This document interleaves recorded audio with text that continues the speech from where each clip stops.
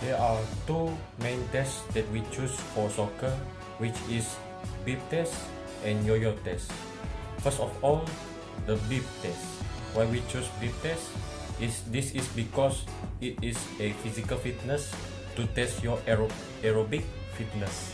To significantly improve your bib test score, you need to do specific and general aerobic type training. So for the procedure of bib test this test involves continuous running between two lines, which is 20 meters apart in time to recorded bibs. For this reason, this test is also called the bib or blip test.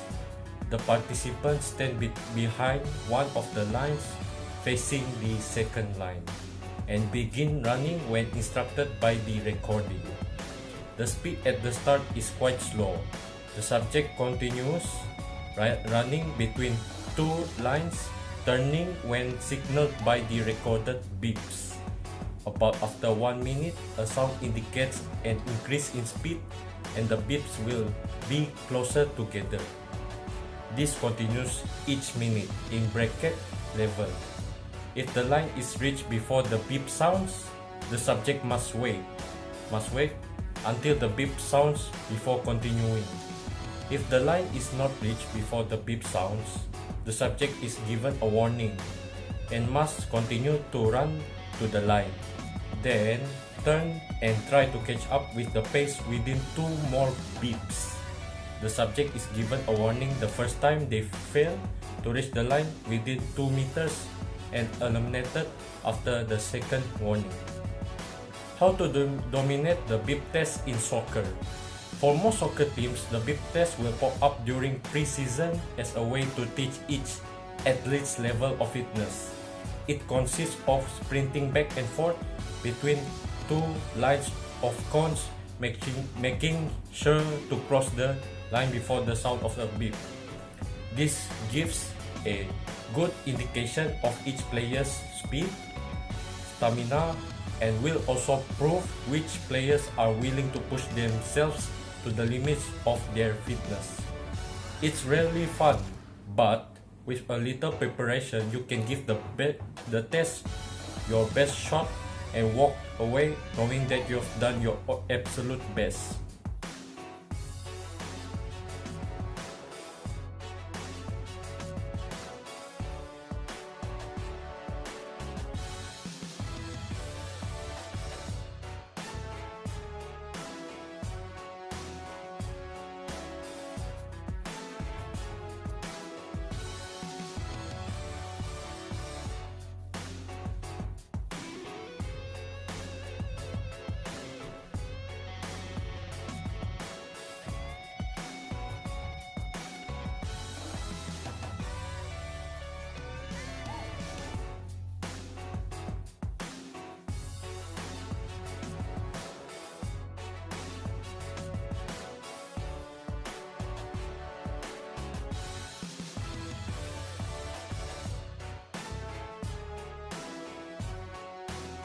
Next is the yo-yo test.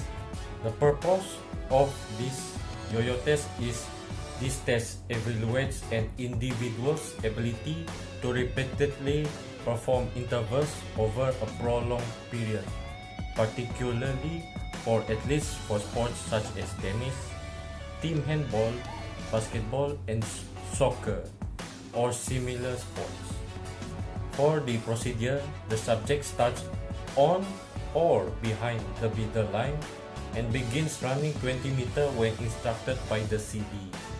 The subject turns and returns to the starting point when signaled by the recorded beep. There is an active recovery period, 5 and 10 seconds respectively for the endurance and recovery versions of the test, interjected between every 20 meters, which is out and back shuttle, during which the subject must walk or jog around the other cone and return to the starting point. A warning is given when the subject does not complete a successful out and back shuttle in the allocated time. the subject is removed the next time they do not complete a successful shuttle. The yo-yo test in soccer. The yo-yo test is a maximal aerobic endurance fitness test involving running between markers placed 20 meters apart at increasing speeds until exhaustion. The test was developed in the 1990s by the Danish soccer physiologist Jens Bangsbo and his colleagues, and is now one of the most commonly conducted fitness tests around the world.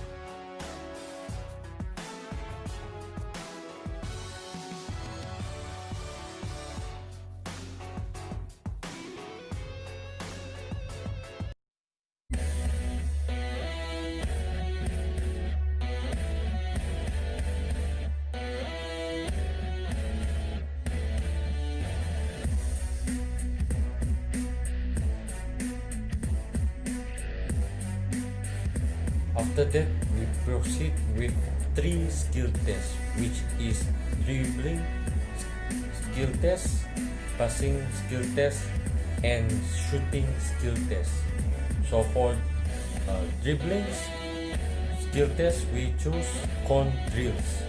Cone drills recommended equipment is only a ball, 10 or more cones. Number of player required is only one player per player. For the setup, line up at least 10 cones, 1.5 until 2 meters apart. This trains players dribbling through the cones with the inside of both feet and outside of both feet, and inside and outside of the right foot, and inside and outside of the left foot. Practice rollovers, scissors kicks, and etc. The purpose of these cone drills is practice ball control and touch. When the finish dribbling through the cones, a player must sprint back to the first cone.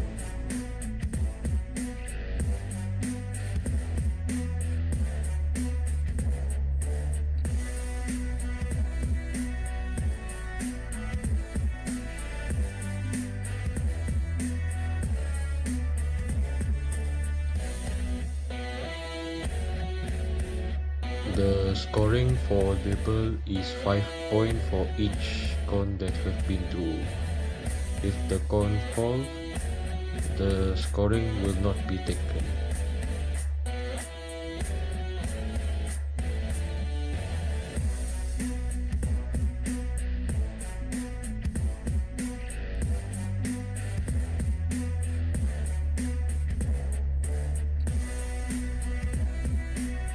For the passing skill test, we choose pass and shoot. Recommended equipment for this pass and shoot is only a ball. The number of requires player is only 2 players. The setup must be a player 2 stands just outside the penalty box. Meanwhile, player 1 stands 10 meters away from player 2 with the ball. This exercise started when player 1 with a ball. Player 1 passes the ball to player 2 and the player 2 lays the ball off to player 1 with a light tap with the inside of the foot. Player 2 runs to the ball and strikes it into the net. Can be 1 touch or 2 touches.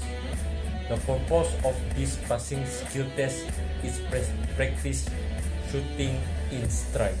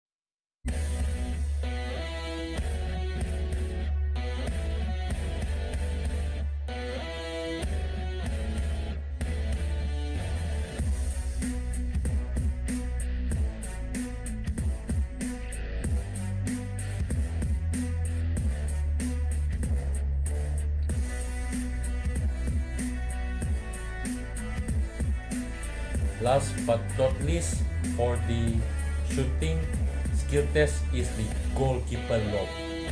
The recommended equipment for this shooting skill test is only a ball and a goal. Number of players required is only needed 2 players. The setup, player 2 stands in goal with the ball. Meanwhile, player 1 stands somewhere in the penalty box. This exercise started when the player 2, the goalkeeper, starts with the ball and throws it high into the air. Player 1 must either shoot or with a single touch, or control the ball with 1 or 2 touches and then shoot. The purpose of this goalkeeper lob is to practice shooting high and bouncing balls and improve 1 touch and 2 touch shooting. Last but not least, it train and improve timing. If the player kick the ball straight into the net goal without touching the field surface, 5 points will be taken. Meanwhile, if the player kick the ball with touching the field surface, 3 points will be taken.